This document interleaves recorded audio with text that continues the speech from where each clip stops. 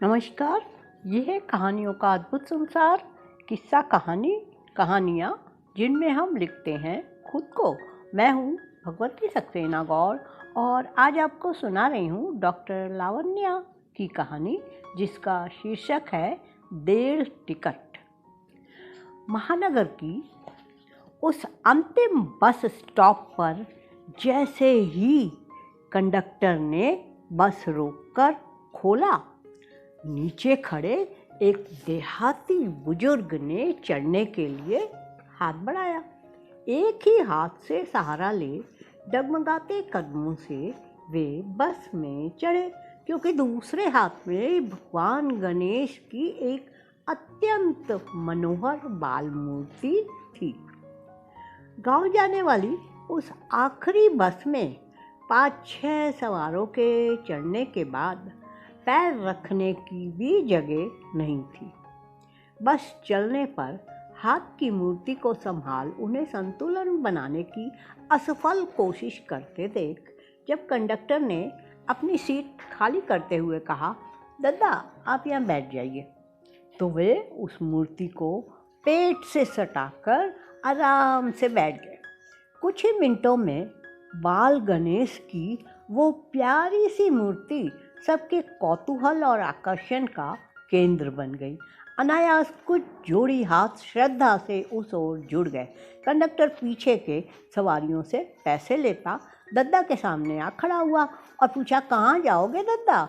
जवाब देते हुए मूर्ति को थोड़ा इधर उधर कर उन्होंने धोती की आंटी से पैसे निकालने की कोशिश की।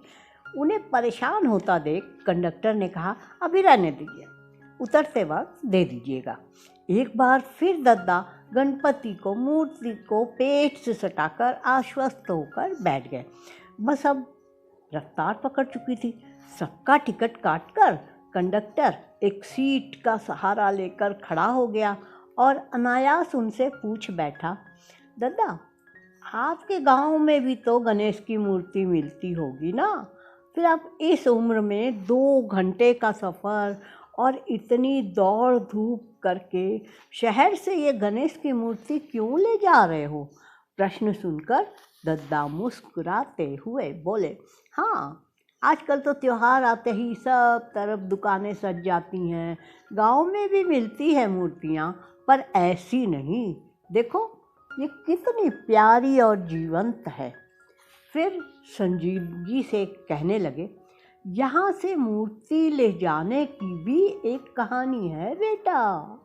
दरअसल हम पति पत्नी को भगवान ने संतान सुख से वंचित रखा। सारे उपचार तंत्र मंत्र सब किए, फिर नसीब मानकर स्वीकार भी कर लिया और काम धंधे में मन लगा लिया। 15 साल पहले काम के सिलसिले में हम दोनों इसी शहर में आए थे।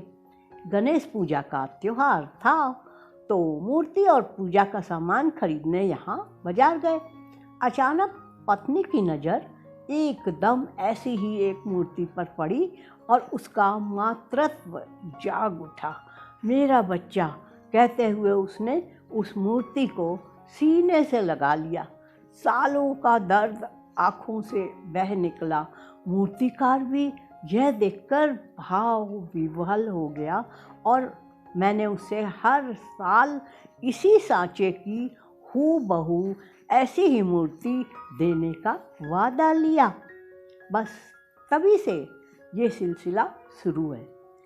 2 साल पहले तक वह भी साथ आती रही अपने बाल गणेश को लेने, पर अब घुटनों के दर्द से लाचार है। मेरी भी उम्र हो रही है, फिर भी सिर्फ 10 दिन के लिए ही क्यों ना हो, उसका यह सुख मैं छीनना नहीं चाहता।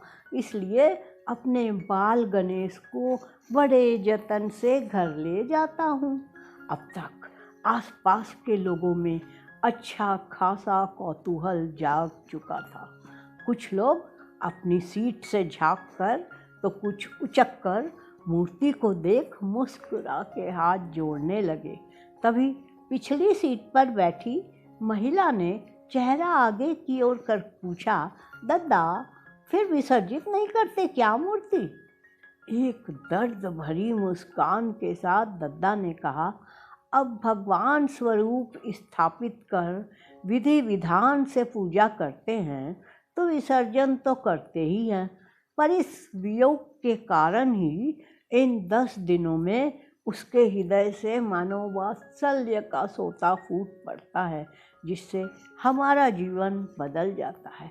अभी भी रंगोली डाल, आम के तोरण से द्वार सजाकर वहीं पर राह बैठते देखती होगी। पहुँचने पर राई और मिर्च से कड़क नज़र उतारती है।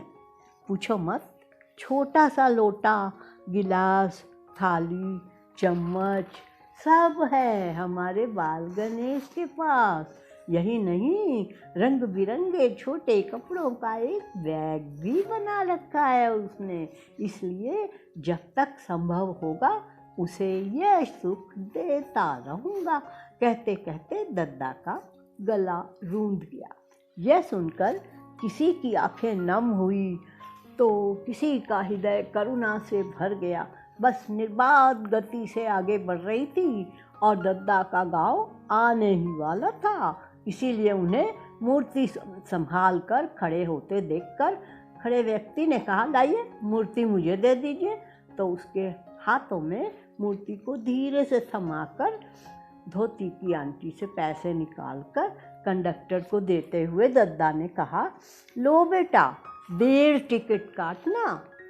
ये सुनकर कंडक्टर ने आश्चर्य से कहा, अरे आप तो अकेले आए हो ना, फिर ये 1.5 टिकट क्यों? दद्दा ने मुस्कुराते हुए कहा, दोनों नहीं आए क्या, एक मैं और एक ये हमारा बाल गणेश।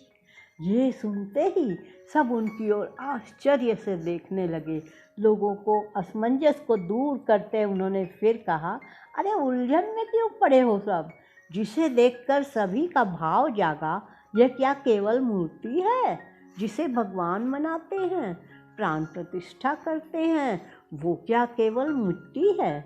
अरे हमसे ज़्यादा जीवंत है वो। हम भले ही उसे भगवान मान उससे हर चीज़ मांग लेते हैं, पर उसे तो हमारा प्यार और आलिंगन ही चाहिए। यह कहते हुए दद्दा का कंठ भावातिरेक से अवरुद्ध हो गया। उनकी बातों को मंत्रमुग्ध सुनते हुए कंडक्टर सहित सहयात्री करुणा और वात्सल्य के इस अनोखे सागर में गोते लगा रहे थे कि उनका गांव आ गया और एक झटके से बस रुक गई। कंडक्टर ने 1.5 टिकट के पैसे काटकर बचे पैसे और टिकट उन्हें थमाकर आदर से दरवाज़ा खोला।